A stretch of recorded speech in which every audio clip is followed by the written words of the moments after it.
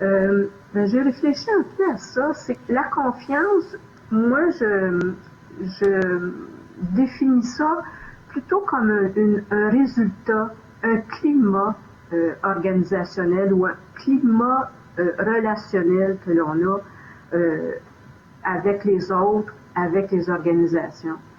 Alors, la confiance est surtout basée sur l'absence ou la réduction de dissonance. Dissonance par rapport à les paroles et les gestes.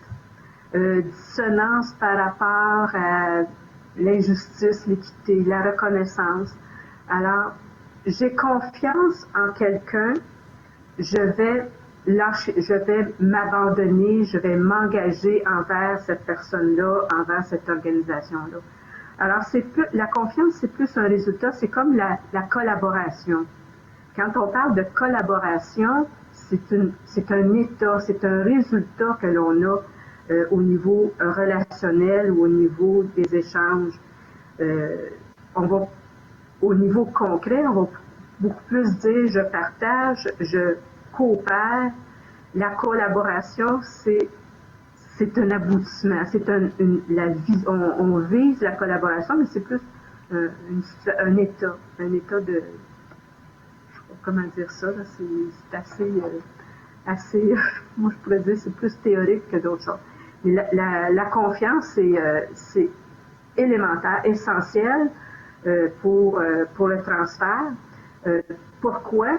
Parce que vous en avez parlé, on a déjà parlé de ça au niveau de la communication. La communication, ce n'est pas juste bidirectionnel, un acteur qui échange avec un autre acteur, récepteur, émetteur. Ça, c'est, disons, un modèle très mécanique, là, mettons, Shannon, là, il y a quelques années, a décrit ce modèle-là. On est plus dans une approche plus holistique où les relations sont, c'est une interaction où à chaque interaction, il y a un changement, une transformation cognitive dans les deux, le récepteur et l'émetteur, mais aussi une évolution, une transformation au niveau même de la relation comme telle. Alors,